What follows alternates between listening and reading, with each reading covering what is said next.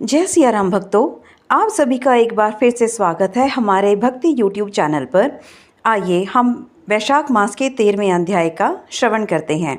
ब्रह्मा जी कहने लगे, हे यम, इसमें क्या आश्चर्य की बात है? क्यों दुखी होते हो? सद्गुणों से ईर्ष्या करना मरणांतक होता है। उसके उच्चारण मात्र से ही परम पद की प्राप्ति होती है। फिर राजा के शासन से विष्णु लोक को क्यों न जाएं?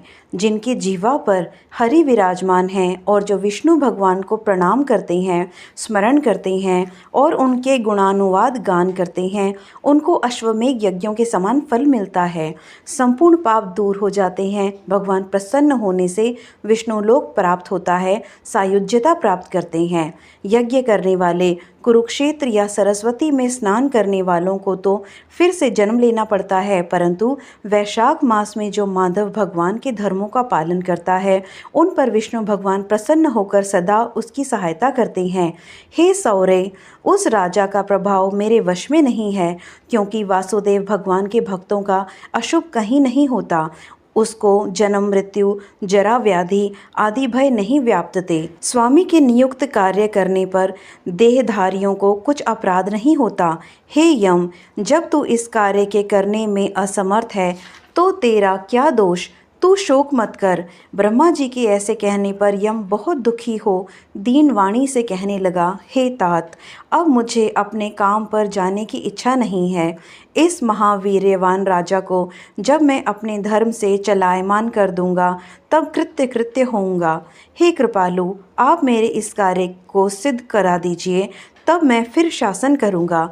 यह बात सुन ब्रह्मा जी यम से कहने लगे कि इस विष्णु धर्मपरायण राजा का निग्रह तू नहीं कर सकता। फिर ब्रह्मा जी यम को साथ ले क्षीर सागर में भगवान विष्णु के पास गए और सांख्य योग द्वारा स्तुति करने लगे। तब विष्णु भगवान प्रकट हुए तो यम और ब्रह्मा ने प्रणाम किया। तत्पश्चात विष्णु भगवान ने आने का कारण पूछा।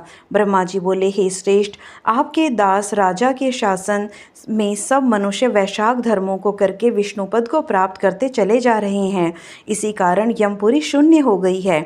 इससे अत्यंत दुखी होकर यह यम राजा से युद्ध करने गया और उसको मारने का दंड उठाया। तब आपके चक्र ने इसे परास्त कर दिया तो यह दुखी हो मेरे पास आया। हम आपके महात्मा भक्तों को दंड देने की सामर्थ्य नहीं रखते हैं, अतएव हे महाविभो, हम आपकी शरण में आए हैं। इसलिए हे प्रभो, उस राजा को दंड देकर आप अपने यम की रक्षा करिए।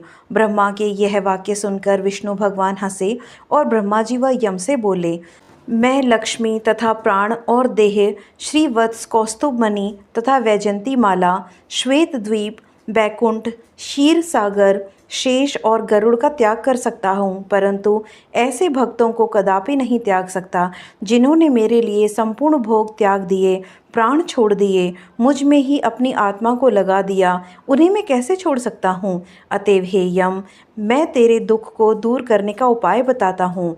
उस राजा को मैंने 10 सहस्त्र वर्ष की आयु दी है, उसमें से 8 सहस्त्र बीत चुके हैं। अब 2 सहस्त्र वर्ष की आयु भोग कर वह मेरी सायुज्य भक्ति को प्राप्त हो जाएगा। तब एक वेन नाम का राजा बड़ा दुराचारी होगा। वह सदा वेदोक्त धर्मों का लोप कर देगा। तब वैशाख के धर्म भी नष्ट हो जाएंगे। फिर अपने ही पाप से वेन जल जाएगा। तब मैं पृथु का रूप धारण करके पुनः धर्मों की स्थापना करूंगा और वैशाख में किए जाने वाले धर्मों को मनुष्यों से करवाऊंगा। इस तरह हे यम, तेरे कार्य की सिद्धि हो जाएगी। तू खेद मत कर। वैशाख के धर्म में निष्ठ महात्माओं द्वारा इस वैशाख मास में भी तुझे भाग प्राप्त होगा। राजा से भी तेरा भाग मिलेगा। तू खेद को छोड़कर पराक्रम प्राप्त होने योग्य बन। जो मनुष्य पृथ्वी में तेरे उद्देश्य से प्रतिदिन स्नान, अर्घ्य, जल, कुंभ, दही, अनादि का दान न करेंगे, उनके किए हुए सब कर्म निष्फल हो जाएंगे। अतएव तू उस राजा के ऊपर क्रोध का त्याग कर दे। वह राजा तेरा भाग देगा, क्योंकि वह मेरा अत्यंत भक्त है।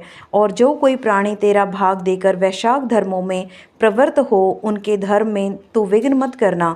जो धर्म के पालन करता तुम्हें छोड़ केवल मेरा ही भजन करें, उनको तुम मेरी आज्ञा से अवश्य दंड देना।